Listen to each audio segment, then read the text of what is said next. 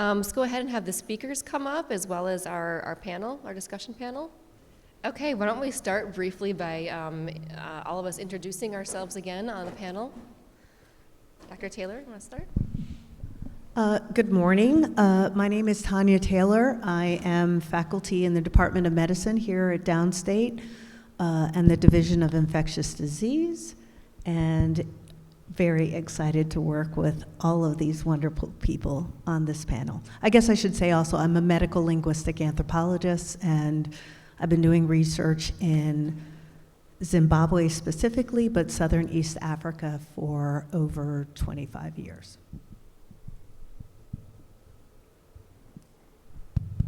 Okay. Good morning. I'm Dr. Ernest Barthelemy. I'm the chief of the Division of Neurosurgery here at Downstate. I'm a trauma neurosurgeon by clinical subspecialty as well as a global health equity researcher, and happy to be here with you all. Yeah, hi, good morning. My name is Gerard Hutchinson. I am a professor of psychiatry at the University of the West Indies, St. Augustine, Trinidad campus. There are 4, in fact, now 5 campuses of the University of the West Indies. Trinidad is one. I'm a psychiatrist, and my research interest is psychosis as well as suicide. Thank you. Hi, my name is Conrad Egby. I'm an instructor in genetics based at Mount Sinai Hospital. I also co-lead a division of the Psychiatry Genomics Consortium, which is tasked with implementing a developmental agenda for psychiatric genomics on the African continent. Hi, I'm Ramaswamy Viswanathan, also from BIS. I'm a professor in the Interim Chair of Psychiatry at Trudy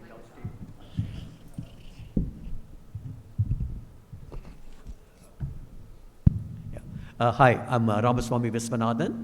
I'm professor and interim chair of Psychiatry and Behavioral Sciences at State University of New York, Downstate Health Sciences University. I'm also the president of the American Psychiatric Association.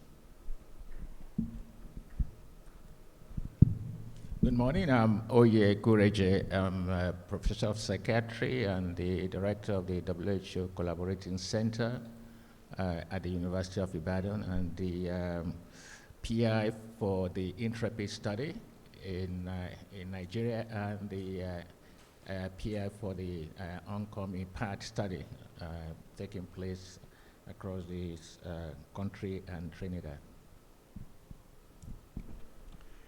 Tim Bigdelli, genetic epidemiologist, acting director of IGH here at Downstate, and scientific director of CSV 572's analytics site in Brooklyn.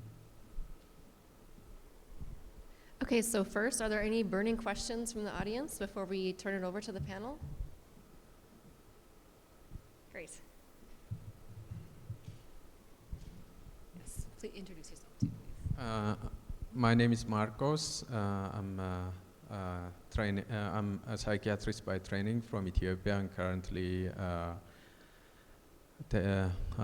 Downstate. My question is regarding the physical health, between the general population and individuals with psychosis. I was a bit surprised because I expected the higher proportion of people with psychosis to have undiagnosed medical illnesses, and I wonder if this is before treatment was started or if treatment would have affected this differently. Yeah, I mean, it was surprising that they had that level of undernutrition, that this was a relatively young population of sample of patients. And what you saw in regards to hypertension is probably a reflection of that. That if we had people who were maybe in their 50s or 60s, the prevalence of hypertension and diabetes will certainly have been much higher. So in that respect, it's not really a surprise that the rate that we found is reflective of the age of the sample. But I think if you look at the other aspect of it, especially undernutrition, you wouldn't expect to find that rate in people in their 30s. Maybe in much younger children, a lot of that you could expect that.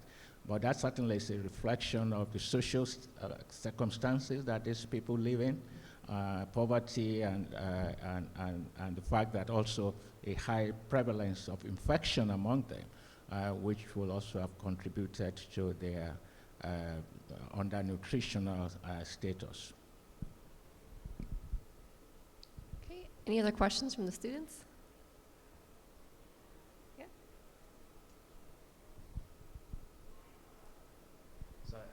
I saw the question on the Zoom, and it kind of goes along with one of my questions. So my name is Patrick. I'm a PhD student in clinical psychology. And Dr. Ramaswamy, you mentioned the impact of ethnic density. This is something that I'm looking at in my research too, and it's something I find very interesting. So I know ethnic density, for example, in the Hispanic population in the United States is associated with better health outcomes, including reduced all-cause mortality. I'm wondering, when it comes to psychosis, schizophrenia, how, through what mechanisms might ethnic density be protective? Are we thinking maybe it's because of better social support, social structures, connections with others that those are protective against psychosis, schizophrenia, and that ethnic density is a proxy for those more maybe direct influences? Yeah, the ethnic, living in ethnic density neighborhoods, obviously, it's actually there are two sides, right? The people who are in ethnically light neighborhoods, they are faced with discrimination and also lack of social support. And also, it can become more complex. Also, identity formation, right? When you are living among people more like you, then you feel good about your identity gets validated. So it's really, there's a complexity of factors involved in that. Yeah, thank you. Yeah. Can I ask you a question, or are we still taking questions from I want to, in terms of the cannabis, it's a tricky. Obviously, we know that cannabis affects the brain, but also what about mothers who are smoking cannabis, and while the index patients were their fetus, is there any literature on it? There is some literature suggesting that cannabis use during pregnancy does affect the developing brain in the fetus, and therefore does affect some childhood markers of development. In terms of that as a risk for long-term, meaning psychosis or other illnesses that might present later in the life course, I don't think that has been looked at yet.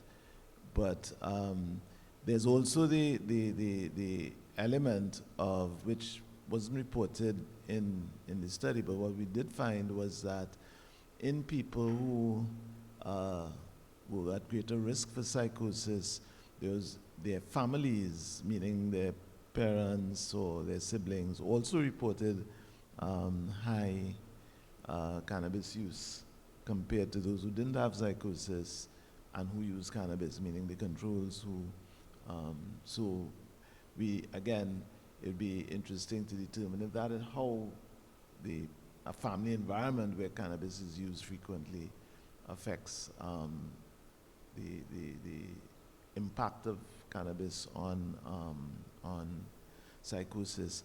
And to go back to the previous question, I think one of the other areas in which ethnic density seems to be protective is the question of disadvantage or perceptions of disadvantage.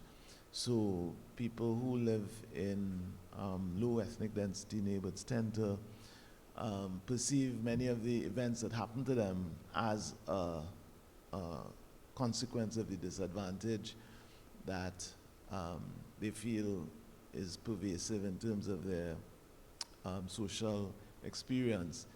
And of course, there's always a challenge in distinguishing between perception and whether that disadvantage is real. But in many instances, when people feel that they're disadvantaged, they're going to experience disadvantage, or they're going to see in their experiences evidence to support that sense of being disadvantaged. Okay. First, I just want to say those presentations were absolutely wonderful. Thank you. I have a question, I guess, piggybacking off of the gentleman in the audience, which is about HIV.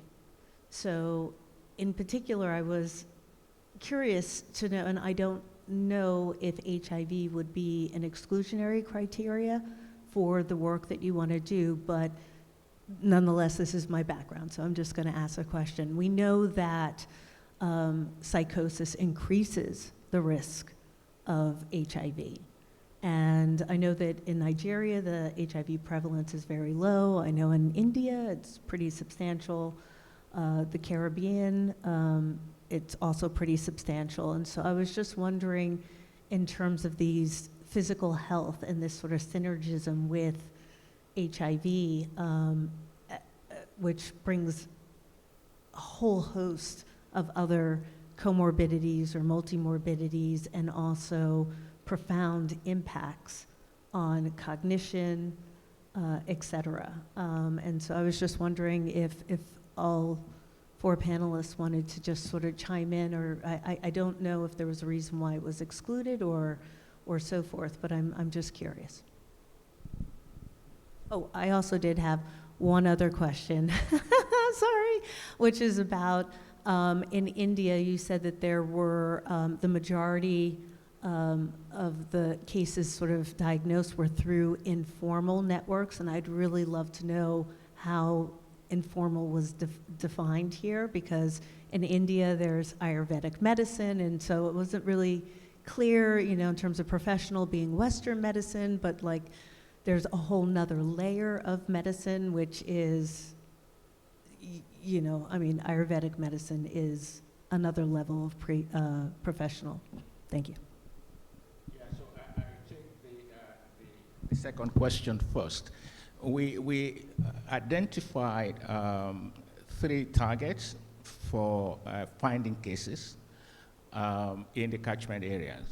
One would be those presenting to any of the health public biomedical service, which could be private or public. So that's one category. The second would be those presenting to non-public or non-formal sectors. And that will include traditional healers, faith healers, whatever the categories might be in the country. I mean, you saw that a few patients even in Trinidad were recruited from that. So in India, it will have been any of their traditional healing places. In Nigeria, it just happened that almost half of those people were recruited from traditional field. And the third category that we call informal was that we made an extensive network. We developed an extended network of contacts with neighborhood associations, market groups, whatever, in order to try and identify people that they felt might have the problem but hadn't turned up in any place, where maybe locked up in the home, maybe just roaming around the street or whatever. That's what we call the focal point. So we found that in India, a large proportion of the cases that we found had not shown up in any of the other 2 places. Or maybe some will have shown up once and then will not come back. So those were the ones that we described as, and you could see from the profile of the DUP, and the much more than double in terms of the DUP in India compared with Nigeria and India, in Trinidad, which is a reflection of that people were just not availing themselves of any of those kind of treatment facilities in the place where we did this. Of course, if we had done this in urban Chennai, it would have been different. but we did this in some rural adjoining places around. So that's why it's important to put that in the context of where the study was conducted. Now, to your other question, no, there was no exclusion in terms of we identified. Of course, we couldn't screen for every infection. We had the inflammatory protein as some kind of you might say blunt reflection of maybe people might have infection that we were not otherwise tracking. But I mentioned the one that we did actually track, those ones that we thought were prevalent, including HIV. HIV just happened not to have turned up in the sample. Tuberculosis was there, hepatitis was there, malaria was there, dengue fever was there, and then we had a couple of what they call these conditions, tropical diseases, neglected tropical diseases that we also tracked. So we found a few cases in. The prevalence of the HIV was lower than tuberculosis. No. We were not so much interested in. You know what? It wasn't a survey of HIV. It was a survey of physical conditions among cases. So it was comorbidity that we were. If we were doing a survey of HIV, of course, we would get a lot of. But we were looking for comorbidity among identified cases and their selected controls. So in the cases that we had, we didn't have. Maybe there was one case of HIV in Ibadan or something. That was all. Not the other cases. There were no. So that's the profile. It wasn't a reflection of HIV prevalence in the community. Certainly not. No, it was just. So HIV was not considered as a comorbidity. It was one of the cases that we screened for. Okay. But like I said, we just didn't find so many of them in those other cases. Yeah. I just have a follow-up question on this. In terms of case detection, formal or informal, part of the issue is the tolerance of the society for different kinds of behavior. That can, if society is family or surroundings are intolerant of behaviors, they are more likely to seek help. Do you think that played a role in more informal cases being detected in India? No, absolutely. I mean, maybe in all the other three places, because I mean, if someone had psychotic problem, and the neighbors or people around them did not identify that as a problem, of course they wouldn't have been. We wouldn't have been sensitized to their presence. So, but I'm not sure to what extent that will have been a major part of the cases we found, because after doing all of this survey, we then did what we call, we were trying to find leakages. We did an extensive leakage study in which we were trying to see whether there were cases that we should have identified that we didn't find. But that's not to say that certainly there will have been cases that we missed, and that explanation would be one way that could have happened. Comment and question. I was really struck by the disparity in the incidence data looking at Afro-Trinidadian patients versus African patients in Ibadan. And I thought, what could be driving this? And the experience of colonialism is vastly different in the Caribbean, in Africa, and in India, right? And particularly slavery, I believe in Trinidad was abolished in the 1830s, okay? So even the experience of indentured servitude that then brought in the Indian populations was markedly different, right, as a historical experience from the experience of slavery.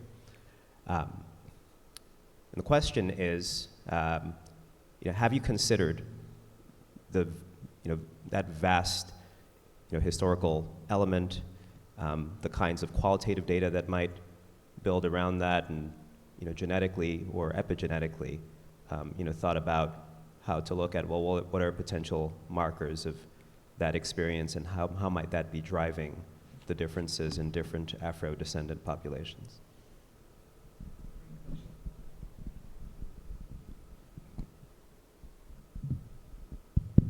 So it's an interesting question. So just to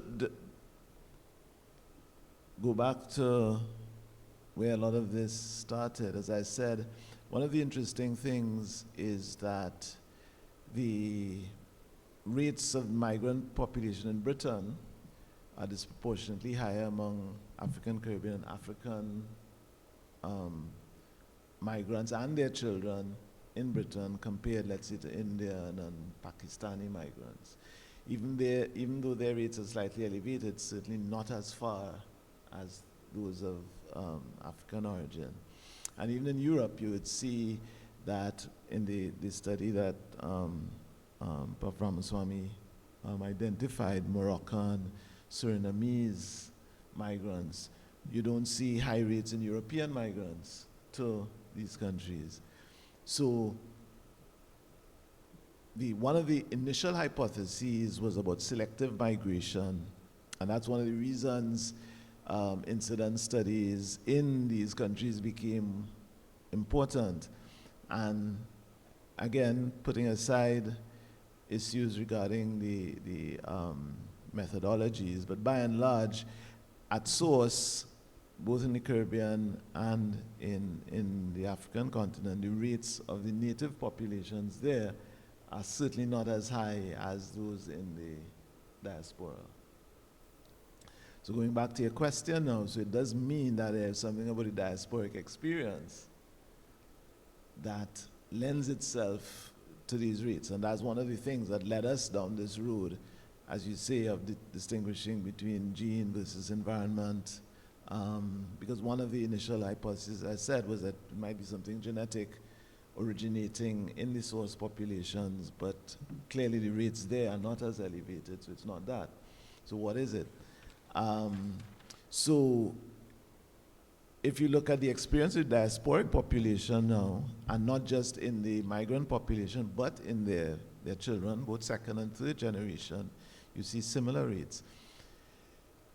So the question then is, what is it about that experience, and does that parallel the experience you described, the whole slavery, the issues, all the psychic and ancestral and traumatic issues related to that, are those factors? And one of the other interesting things is that certainly in the Caribbean, we see inverse rates with regard to homicide and suicide. So whereas homicide rates, or rates of homicide, are much higher in the African population, rates of suicide are much higher in the Indian population. So, and wherever there are high levels or high percentages of Indo inhabitants, you have high suicide rates. You have high suicide rates in Guyana. In fact, at one point, the highest suicide rates in the world were reported in Guyana, in Suriname, among the Hindustani population there, and in Trinidad. So again, so that's another question. Why are they predisposed to suicide? And the rates there are even higher than in the Indian subcontinent, although there are some high rates there as well. So there is something about the movement that creates distress. I mean, one crude hypothesis is that the Indo population tend to internalize more, and therefore would tend to suffer more with depression and those kinds of conditions, whereas the Afro population would externalize more and tend to suffer with psychosis, engage in drug use. And another interesting difference, as I say that, is that the Indo population also disproportionately represented with alcohol use, which again we haven't reported there, but which is what we found, and I mean it's been substantiated several times.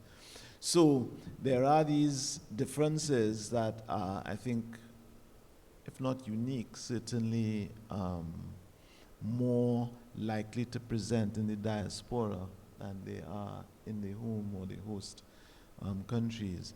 And again, the question is, what about the experience would predispose people to have that kind of outcome? Sorry, I have another question. In the first part of the Intrepid presentation, there was a slide talking that was characterizing the amount of time before individuals engaged in treatment. I think like for both Trinidad and for Nigeria, it was somewhere like in the three plus years. However, in the India, it was about 7 years. And so, sorry, I'm trying to make a little segue here into my area. It made me think about cultural understandings and beliefs around psychosis, mental illness, and Professor, as you mentioned, to be sick in this gross generalization in some African societies, like you hide, like those folks are not often walking around. They are kind of behind the shadows, especially mental illness. And so you seldom see sort of these acute manifestations in public spaces. But I was just wondering, in terms of the ethnomedical context, were you able to sense in terms of culture within India, if there was perhaps less stigma associated with mental illness, if it's in terms of sort of its connections with their spiritual system, in terms of like reflecting sort of,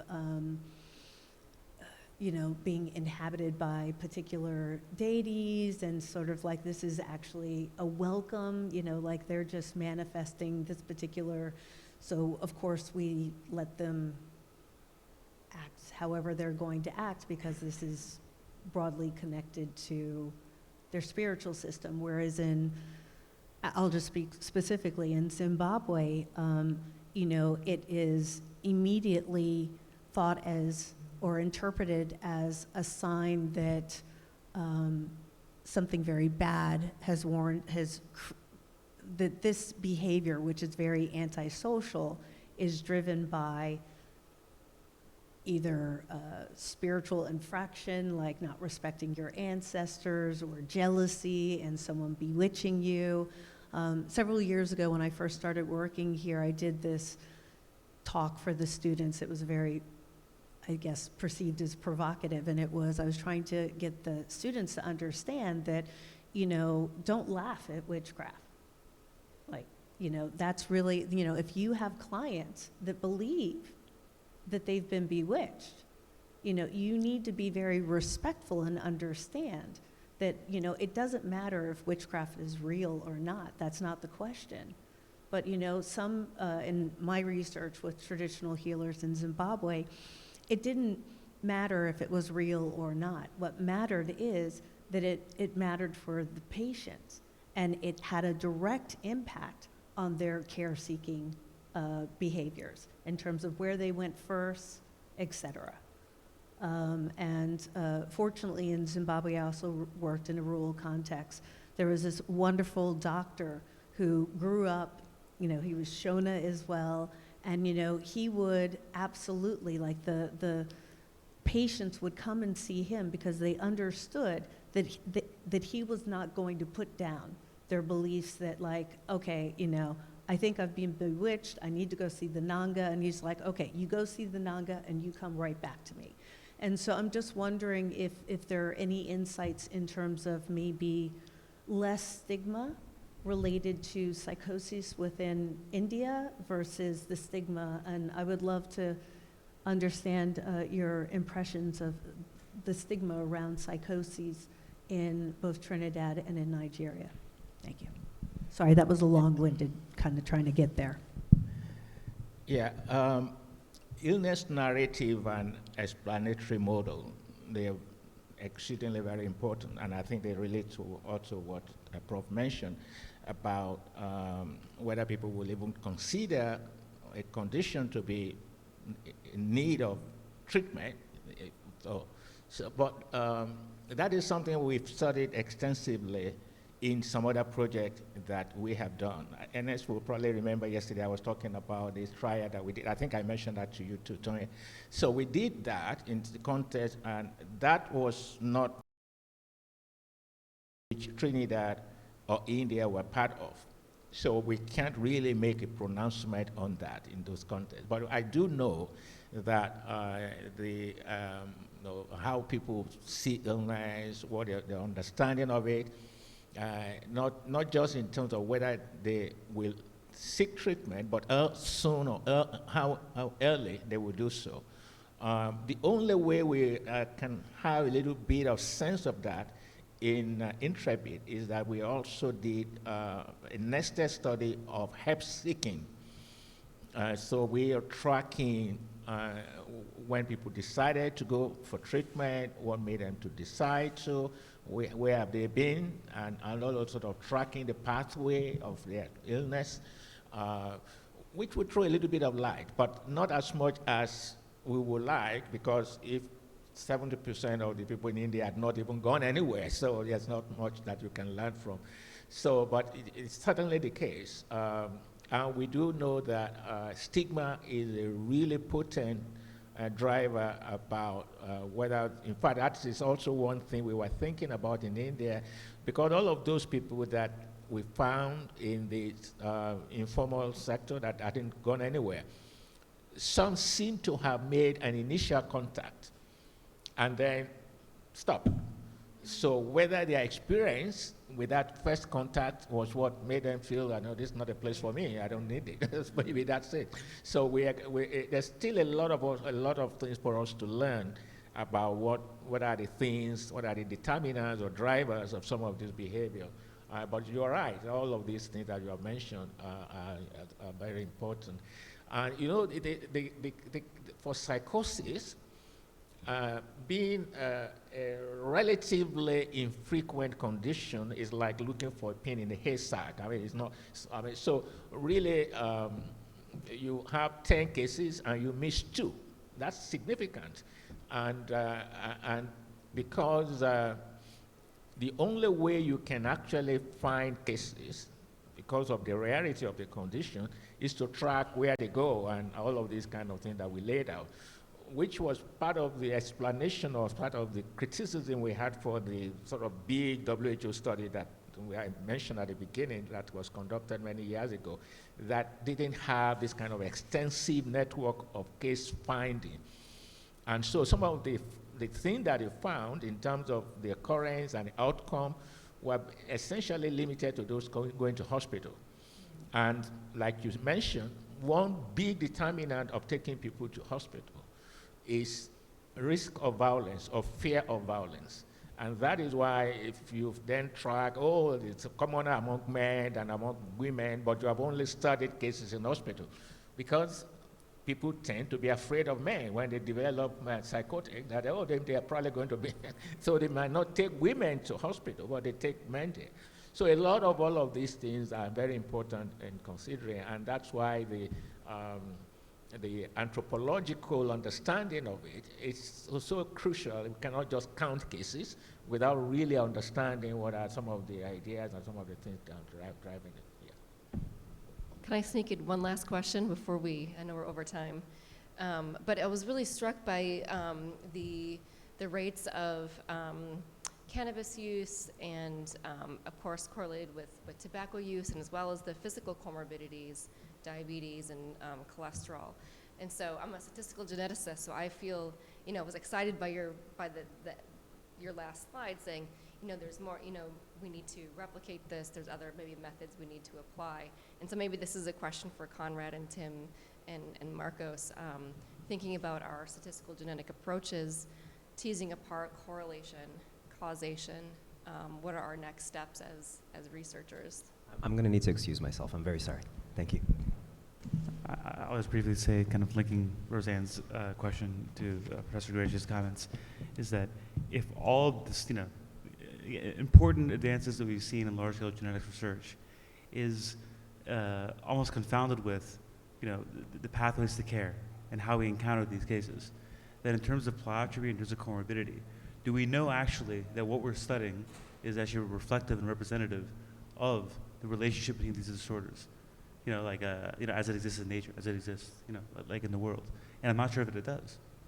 I mean, and so hence really the need for us to not only rely on these kind of convenience samples right? Where we end up with those, taking the example of the VA, where they might have self-selected for, for health service utilization there. They may not have had anywhere else to go. So we might end up seeing the sickest, and like those individuals, maybe indigent individuals. And how will that change our perspective in terms of both epidemiologically, in terms of, like prevalences, in terms of incidences? Like really it's necessary for us to anchor this in something that's really, epidemiologically rigorous. Hopefully the rest of the genetics field kind of takes, takes a hint from this and emulates this kind of work, moving forward. And thank you. Yeah, thank you. Also. I mean, one importance of studying cases, this kind of sample, is that it can allow us to sort of disentangle the understanding we have about some of these comorbidities with treatment.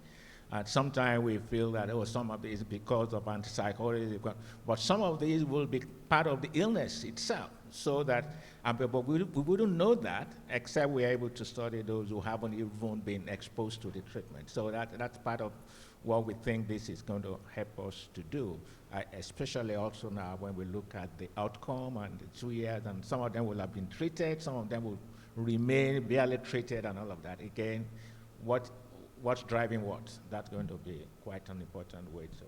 Yeah, so I think on the flip side, right, the high rates of smoking and schizophrenia, I think there's some evidence of causal association of smoking and schizophrenia, but also on the flip side is the reducing side effects of medication, other effects from smoking nicotine and maybe also cannabis. That there's also some positives from these substances. Smoking it's an interesting one because it also does reflect the level of smoking in the community, really. Even though it may be higher among those who have the illness, but in a setting where maybe because of poverty, people can't even afford to buy cigarettes, so you may not really be able to find it in some setting. And that's part of the reason why some of the differences we find between Nigeria, India, and Trinidad is also a reflection of the social circumstances. They have free treatment in Trinidad. Treatment is out of pocket in Nigeria, and so on and so forth. And so some of those things will become quite obvious as we follow the cases.